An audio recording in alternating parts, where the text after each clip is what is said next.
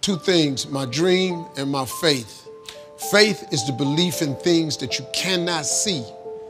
You can never lose faith. That's the key. You have to believe in something that you can't see.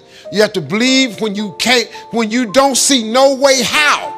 You have to buckle down and keep believing. God is always coming. Here's the deal. The moment you ask God for something, he boxes it up and he ships it to you. Here's the problem with the package. He never gives you the date that it's going to arrive. It's going to come. He just don't tell you when. If he told you when, it would destroy the relationship that's required to have an abundant life, which is faith. If God told you you were going to be rich in August of 2021, do you know how crazy you would talk to people from now until then? Because you know on August 21, I'm going to be rich. But he don't tell you when the package is going to arrive. So here's the deal. He wants you to stay in faith to receive the package because he only delivers to Faith Street. If you step off over here to I Don't See How Boulevard, he don't ship there. If you get over here to I Don't See How Circle, he does not ship there. He only sends the boxes to Faith Street. So when he sends it and you'd have moved off Faith Street, the package got to go back. It's just like UPS or the post office. If they send you a box and you ain't home, they take it back. That's how it works, man. Let me tell y'all something. Being successful is not a magic trick. You just have to learn the principles of success. I ain't got no degree. I got nothing like that to tell you about. I didn't finish school. I flunked out of school. I'm on my third marriage. Lost everything I've owned twice. Been homeless, lived in the car. I am telling you, your education ain't got nothing to do with it. Education ain't in the Bible. Emory is not in the Bible. It ain't in there. Harvard ain't in the Bible. Look, find it. Show me education in the Bible. No, man, it's your dreams and visions. A man without a dream or vision shall perish. That's what the Bible is built on. It's what God puts in your imagination for you to have. Everything God wants you to have, he puts it in your imagination. Albert Einstein said imagination is everything. It's the preview to life's coming attractions.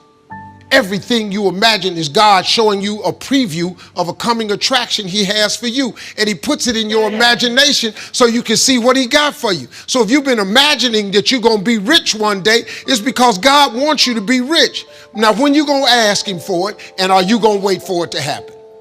Or are you going to lose faith? Here's what Christians mess up at. Well, I guess it wasn't the Lord's will. Who are you? How you know what God's will is? It all happens at an appointed time, but you have to stay in faith for the appointed time to happen for you. I've been wanting to be on TV since I was 10 years old. You know how old I was before I got on TV? 38. 28 years after I wrote it on the paper. I want to be on TV. It took me 28 years to get on TV. But it happened at an appointed time. I just never gave up the faith. I kept going because I didn't know how to quit. Because I know if I quit, it cannot happen. But if you stay with it, like this dude's story right here, if you stay with it, you have no idea what can happen for you. Dude that lost his legs, he's still funky with it. You can't quit because you got your leg. What you tripping for? Your punk. Sorry about that. You can't quit, man. You got to stay with it. It's somebody having it way harder than you, and they didn't give up. That's inspiration. This dude is inspiration, man. I look at a cat like this, I bruised my heel between shows. I mean, I messed it up before. I really bruised it hard. It's so hurting right now. What I'm tripping for? That dude come tell me, hey, man, you want to go home? Go home. I got a bruised heel. What I'm going to go home? I got a bruised heel. You're tripping, man. Get yourself together. God got a great life for you. I'm telling you, God got a plan for you that's so out of sight, it would trip you out. All you got to do is ask him for it and wait on it and be willing to work. Faith without works is dead. That's all you got to do. You don't need no education. I flunked out of school. Look at me. Mark Zuckerberg and Bill Gates don't have a degree between the two of them. But they got more degrees working for them than a thermometer. You know how many people I got working for me that got degrees? Everybody I hire got a degree. Because I know I ain't that smart. But I got money for you. You smart, here go, how much you want? They told me, well, I want $150,000 a year. Here you go. Man, this Steve paid me $150,000 a year. Bruh, you got what I don't have. You gonna take that 150 and help me get this billion? I got 154 billion. How God give me this and he won't give it to you? I ain't a better Christian than you. Look at me, I've been up here cussing, I made mistakes.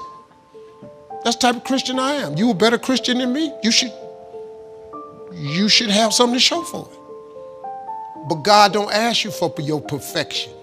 He asks you for your consistency. There's none perfect, no, not one. So since ain't nobody perfect, who going to heaven? Because he got a heaven for us. So who going? I figure I'm going. Things are going to happen in your life.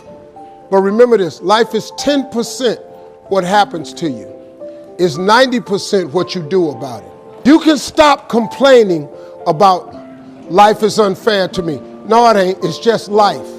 In life, it is going to happen to you. But you have to go on. You have to find the strength from somewhere. If you don't have the strength, let me tell you something. God does have it. If it wasn't for my faith, I ain't standing here today. I'm going to just flat out tell you that. And listen to me. You're talking to a hood cat. I come from nothing. The reason I'm here is because my mama was a Sunday school teacher for 40 years when she died. When my mama died, let me tell you something. The church was packed. The church was packed. I was sitting on the front row just crying. My mama's death was the worst period of my life. I felt nothing like it ever before. When she passed, I thought I was going to die. But the pastor told us at the ceremony, he said, if y'all could just turn around and look at the people in this church. They were in the overflow room. They were outside on the sidewalks because my mama had taught Sunday school in Cleveland for 40 years. Church people came, hustlers came, gangsters came, pimps came, the dope boys came. And they was just stopping by all of us going, man, your mama meant the world to me. She tried to save me. I just come to tell you, if anything you need, man, we here. That's what she meant to so many people. What helps me handle grief is what the pastor said to me that day. He said, think of all the things your mother taught you. Think of all the great moments you had with her. Then he said, look at these people in here. And as he was sitting there, me and my brothers and sisters, we started smiling.